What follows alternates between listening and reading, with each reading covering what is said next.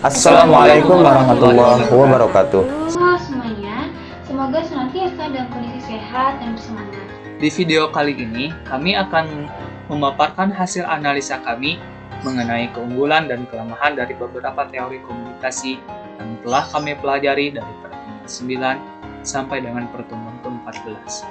Video ini dibuat untuk memenuhi tugas akhir dari mata kuliah teori komunikasi yang diampu oleh dosen kami yaitu Profesor Dr. Denny Darmawan, SPD MSI.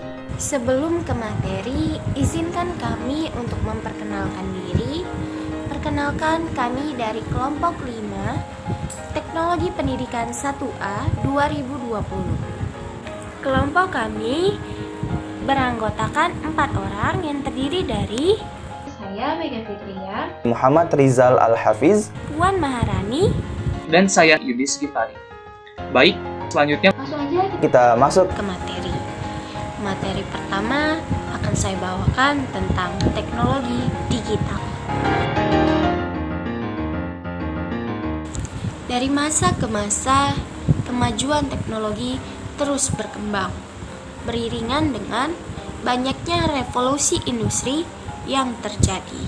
Tak bisa dipungkiri, teknologi sudah menjadi gaya hidup bagi manusia. Teknologi mempermudah segala hal yang berhubungan dengan manusia.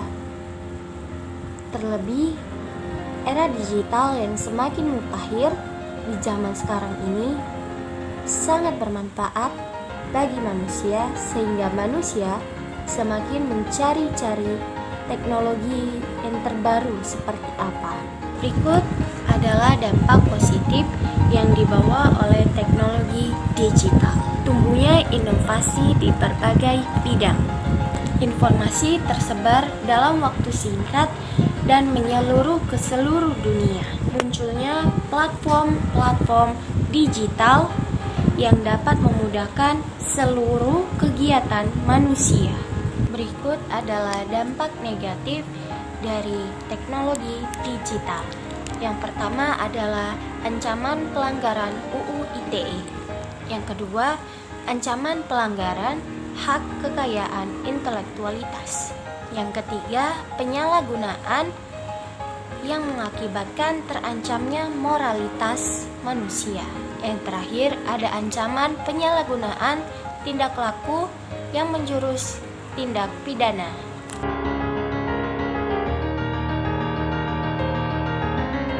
teori fungsional menurut Emil Durkheim adalah teori komunikasi yang menjelaskan susunan masyarakat sebagai tatanan sosial yang mengindikasikan bahwa memiliki hidup harmonis. Hasil dari analisa kelompok kami, berikut kelemahan serta kelebihan teori fungsional. Kekurangannya yang pertama, penganut teori ini cenderung memaksakan tingkatan di mana masyarakat bersikap harmonis dan stabil sehingga bisa berjalan dengan baik. Yang kedua, teori ini kaku dalam melihat perubahan, terutama perubahan yang datang dari luar. Ketiga, teori ini terlalu melebih-lebihkan harmonisasi dan meremehkan konflik sosial. Fungsionalis cenderung mengarah ke bias konservatif. Kelebihan teori ini adalah pertama, memperlakukan bahasa sebagai alat untuk menyampaikan dan memahami maksud dari pertuturan. Kedua, penggunaan bahasa diutamakan secara lisan dan kontekstual. Ketiga, teori fungsional lebih berkaitan dengan faktor sosial daripada proses psikologi yang rumit.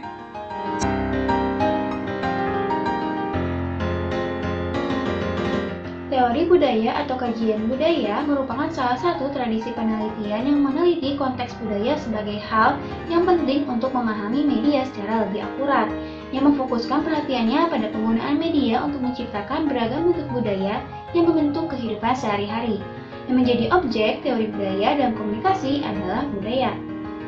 Teori budaya memiliki beberapa kelebihan dan kekurangan.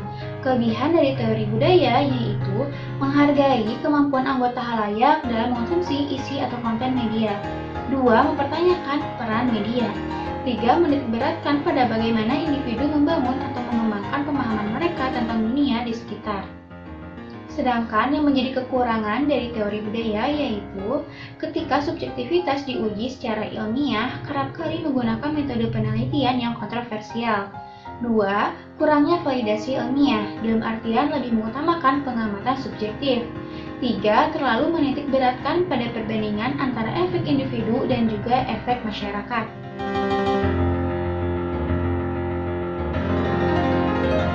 Selanjutnya, saya akan membahas teori organisasi. Teori organisasi adalah proses pertukaran informasi yang berupa pesan, ide, gagasan dari komunikator kepada komunikan.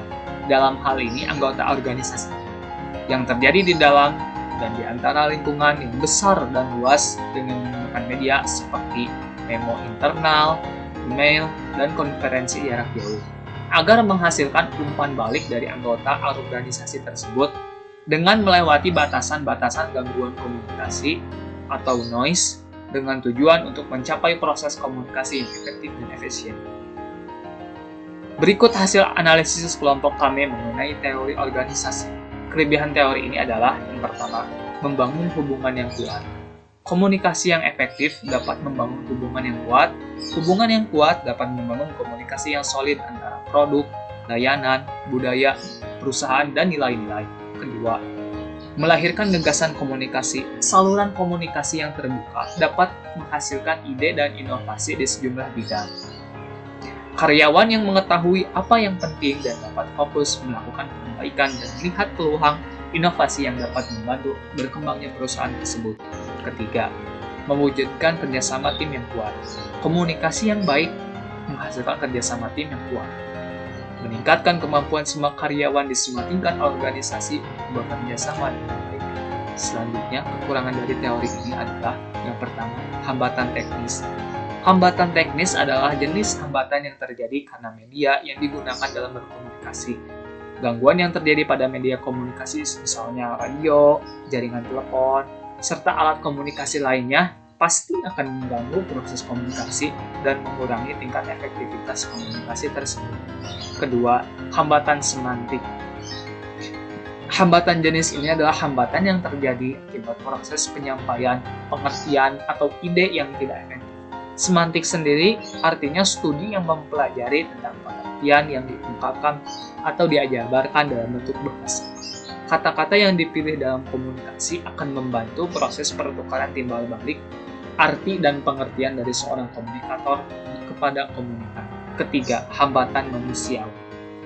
Hambatan manusiawi ini timbul dari faktor manusia atau pelaku komunikasi organisasi tersebut. Hambatan ini timbul berbagai faktor manusiawi seperti emosi dan prasangka pribadi, persepsi, kecakapan atau ketidakcakapan, kemampuan atau ketidakmampuan, alat panca indera seseorang dan sebagainya.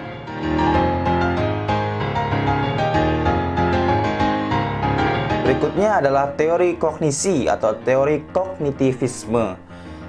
Teori komunikasi ini dipelopori oleh Jean Piaget, lalu kemudian dikembangkan oleh Lev Vygotsky pada tahun 1924. Selain menjadi teori komunikasi, teori kognisi atau teori kognitivisme juga menjadi teori psikologi belajar dan juga teori belajar. Setiap teori pasti memiliki kelebihan juga kekurangannya. Kelebihan dari teori kognisi atau teori komunikasi kognitivisme yang pertama yakni dapat meningkatkan motivasi peserta didik. Yang kedua dapat meningkatkan kemampuan siswa untuk memecahkan masalah. Yang ketiga dapat membantu guru untuk mengenal siswa secara individu sehingga dapat mengembangkan kemampuan siswa. Yang keempat dapat melihat tingkat perkembangan kognitif manusia mulai dari bayi hingga dewasa sehingga memudahkan untuk memilih pelajaran yang tepat bagi anak di usia tertentu. Kemudian yang kelima, kelebihannya adalah dapat mempelajari materi pembelajaran yang rumit untuk memecahkan dan untuk menciptakan kreasi atau ide baru. Kemudian kekurangan dari teori komunikasi kognisi atau teori komunikasi kognitivisme ini adalah yang pertama, teori ini dianggap dekat dengan psikologi belajar daripada teori belajar sehingga dalam proses belajar menjadi tidak mudah. Yang kedua, teori ini dianggap sulit dipraktekkan secara murni karena seringkali merasa bingung untuk memahami unsur-unsur kognitif menjadi bagian-bagian yang lebih jelas. Yang ketiga, teori ini tidak menyeluruh untuk semua tingkat pendidikan. Dan yang keempat, teori ini sulit dipraktekkan khususnya di tingkat lanjut.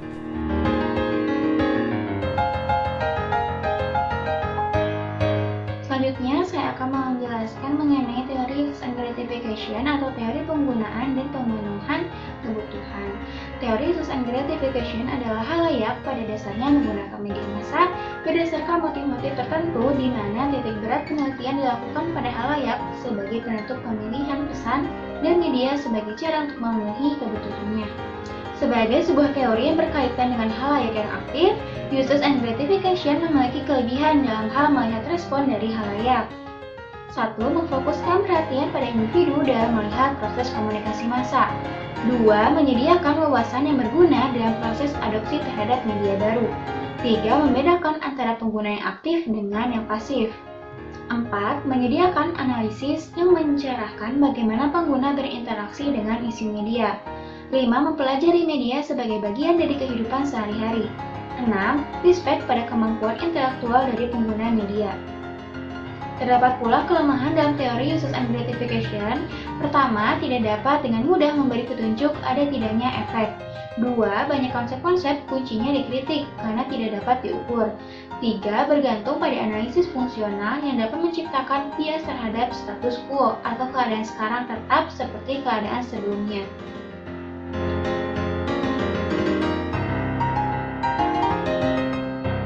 Teori komunikasi selanjutnya adalah teori komunikasi humanisme atau humanistik.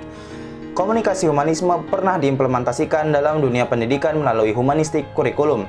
Dalam banyak contoh, program bahasa komunikatif telah memasukkan filosofi pendidikan berdasarkan psikologi humanistik atau humanisme, atau pandangan yang dalam konteks tujuan untuk mata pelajaran lain yang disebut kurikulum humanistik. Teori komunikasi humanisme atau humanistik juga memiliki kelebihan dan kekurangan. Kelebihan dari teori ini yang pertama adalah lebih mengedepankan demokratis, partisipatif, dialogis, dan humanis. Kemudian yang kedua, suasana yang saling menghargai. Dan yang ketiga, peran aktif peserta didik sangat dominan pada teori humanisme. Apabila penerapan teori ini diterapkan dalam pembelajaran, maka komunikasi akan lebih dominan terdapat pada peserta didik. Kemudian kekurangan dari teori komunikasi humanisme yang pertama yakni pengujiannya yang tidak mudah. Kemudian yang kedua, beberapa konsepnya yang masih buram dan subjektif. Kemudian yang ketiga, kreativitas yang sering kali disalahgunakan. Dan yang keempat, pemikiran yang tidak terpusat.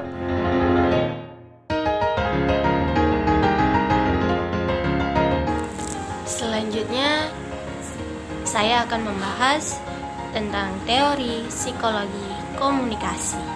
Dalam teori psikologi komunikasi, psikologi melibatkan komunikasi dalam menyimpulkan perilaku manusia, di mana komunikasi di dalam kasus psikologi lebih membahas tentang sosial.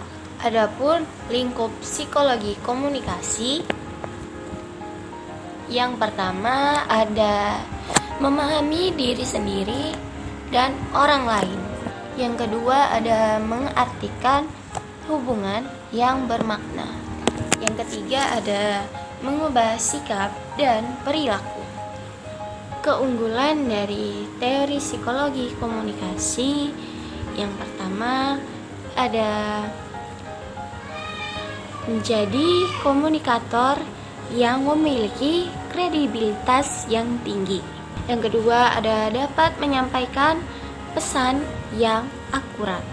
Yang ketiga ada membantu memilah media yang tepat dalam menyampaikan pesan sesuai dengan konteks komunikasi.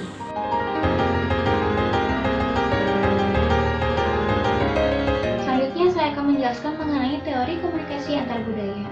Teori komunikasi antar budaya adalah proses komunikasi yang melibatkan dua orang atau lebih yang memiliki latar belakang budaya yang berbeda.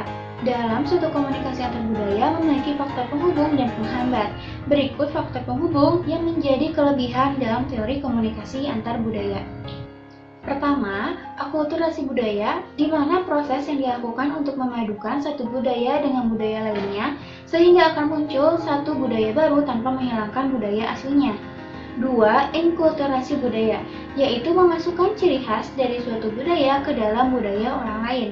3. Sikap saling menerima perbedaan, adanya penerimaan terhadap setiap perbedaan pada masing-masing pihak, yaitu antara komunikator dengan komunikan, maka proses komunikasi akan terus berlangsung. 4. kemampuan beradaptasi, agar kita dapat melakukan komunikasi dengan orang-orang yang ada di lingkungan tersebut. Selanjutnya, terdapat kekurangan dari teori komunikasi antar budaya. Yang pertama, hilangnya budaya asli atau tradisional karena tergerus oleh budaya asing. 2. Persepsi. Hambatan ini muncul dikarenakan setiap orang memiliki persepsi yang berbeda-beda mengenai suatu hal, sehingga untuk mengartikan sesuatu, setiap budaya akan mempunyai pemikiran yang berbeda-beda. 3. Perbedaan bahasa menjadi hambatan apabila pengirim pesan dan penerima pesan menggunakan bahasa yang berbeda atau penggunaan kata-kata yang tidak dimengerti oleh penerima pesan. Dan yang terakhir adalah pengalaman.